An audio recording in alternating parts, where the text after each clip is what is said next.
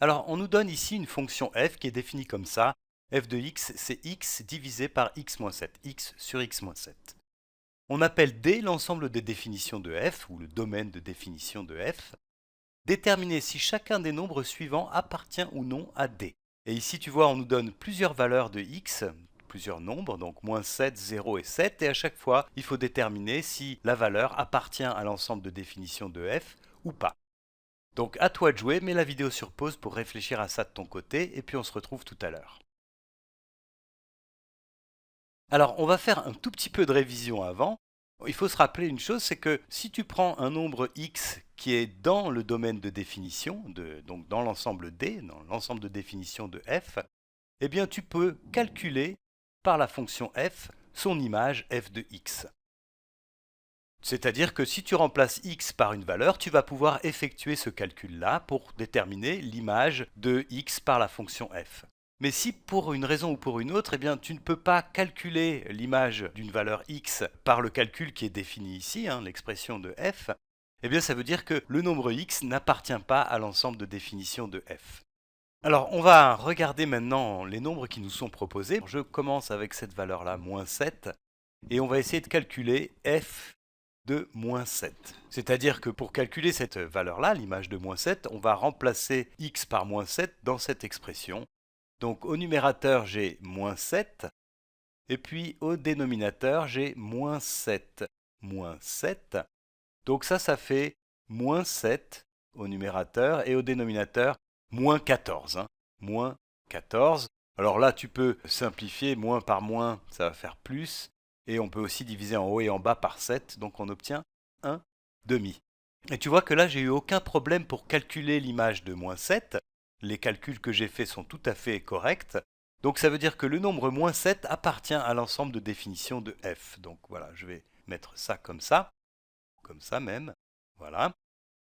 Et puis on va regarder maintenant la deuxième valeur, donc c'est 0. Donc je dois calculer l'image de 0, donc f de 0. On va voir ce que ça donne.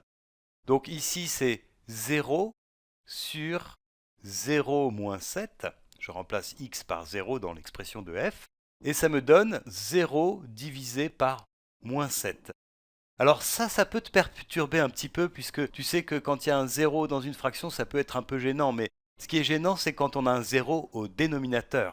Ici, ce qu'on a, c'est 0 divisé par moins 7. Et quand on divise 0 par n'importe quel nombre non égal à 0, eh bien ça donne 0. Donc ici, f de 0, eh bien c'est 0 divisé par moins 7. Et ça fait 0. Donc ça peut être perturbant un petit peu d'avoir ce 0 ici. Mais comme il est au numérateur, ça ne pose aucun problème. 0 divisé par -7, ça fait bien 0. Donc ici aussi, on arrive à calculer l'image de 0 grâce à l'expression de f qui est là. Donc ça veut dire que le nombre 0 appartient à l'ensemble des définitions de la fonction f. Alors maintenant, on va regarder pour x égale 7. Je vais le faire en orange. Et donc, il faut qu'on arrive à calculer f de 7. Alors, f de 7, eh bien, ça nous donne 7 sur 7 moins 7. On va faire quelques calculs maintenant pour simplifier un petit peu ça. Donc au numérateur, j'ai 7. Et puis au dénominateur, j'ai 7 moins 7. 7 moins 7, ça fait 0.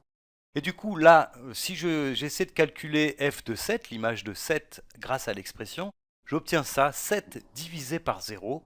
Voilà quelque chose d'assez fascinant d'ailleurs, mais on ne sait pas définir la division d'un nombre par 0. On ne sait pas le faire.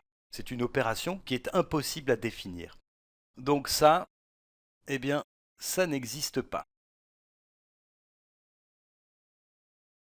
Ça n'existe pas.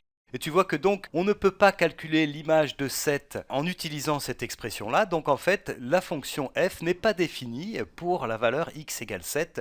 Ce qui veut dire que x égale 7, le nombre 7, n'appartient pas à l'ensemble des définitions de la fonction f. Alors, on va faire un autre exercice. On va faire celui-ci. Voilà. Donc ici, on nous donne une fonction g qui est définie comme ça. G de x, c'est racine de 8x. On appelle D l'ensemble de définition de G. Et comme tout à l'heure, on doit déterminer si les nombres qui sont ici appartiennent à l'ensemble de définition de notre fonction G. Donc essaye de le faire de ton côté en mettant la vidéo sur pause. Et puis ensuite, on verra comment on le fait ensemble. Alors, on va faire exactement comme tout à l'heure. On va regarder déjà la valeur x égale moins 1, hein, et on va essayer de calculer g de moins 1, donc l'image de moins 1 par g en utilisant l'expression de g. Donc je vais essayer de faire ça. G de moins 1, eh bien c'est racine carrée de 8 fois moins 1. Je l'écris comme ça. Et donc en fait ça c'est racine carrée de moins 8. Alors ici on a un petit problème parce que racine carrée d'un nombre négatif, en fait on ne sait pas comment le définir, ça n'existe pas dans les nombres réels. Donc voilà, ça je vais l'écrire ici, ça n'existe pas. Et donc ça veut dire que le nombre moins 1, on ne peut pas calculer son image en utilisant cette définition de g.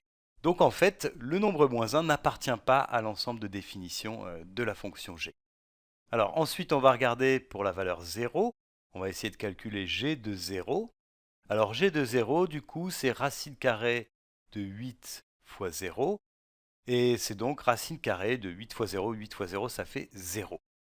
Donc on a racine carrée de 0. Alors là aussi tu peux être un peu perturbé, mais racine carrée de 0, eh bien c'est le nombre qui donne 0 quand on l'élève au carré. Et en fait ça c'est parfaitement défini. Racine carrée de 0, c'est 0. Et donc ici on n'a aucun problème pour calculer l'image de 0. Elle est égale à 0, c'est une valeur tout à fait acceptable pour une image, hein, l'image d'un nombre par une fonction. Donc ça veut dire que le nombre 0 appartient à l'ensemble de définitions de G. Puis enfin, on va faire le dernier. Alors, pour x égale 2, donc pour la valeur 2, on va essayer de calculer l'image de 2, donc g de 2. Et je vais faire comme tout à l'heure, hein, je vais remplacer x par 2.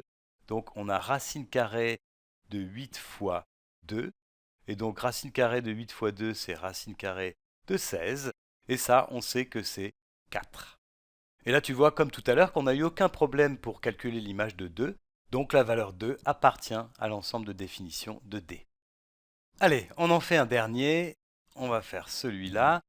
Donc g, c'est cette fonction, g de x égale x plus 6 sur 2. On appelle D son ensemble de définitions et on va regarder si ces valeurs-là appartiennent à cet ensemble ou pas. Alors, on va essayer de calculer g de moins 6 déjà. G de moins 6 pour le premier nombre qui est là. G de moins 6, ça fait moins 6 plus 6 sur 2. Et moins 6 plus 6, ça fait 0. Donc on a 0 sur 2. Et comme tout à l'heure, ça il ne faut pas que ça te perturbe. 0 peut très bien être divisé par 2. C'est la moitié de 0. Ça fait 0. Donc là, aucun problème. Moins 6 appartient à l'ensemble des définitions de notre fonction g. Pour 0, on va essayer de calculer aussi l'image de 0. G de 0, c'est 0 plus 6 sur 2. Et 0 plus 6, ça fait 6, donc on a 6 sur 2. Et 6 sur 2, ça fait 3, aucun problème. Donc 0 appartient à D. Ensuite, pour 2, alors G de 2, ça sera 2 plus 6 sur 2. Et 2 plus 6, ça fait 8, donc on a 8 sur 2. Et 8 sur 2, ça fait 4. Là non plus, aucun problème. Donc la valeur 2 appartient à D. À bientôt!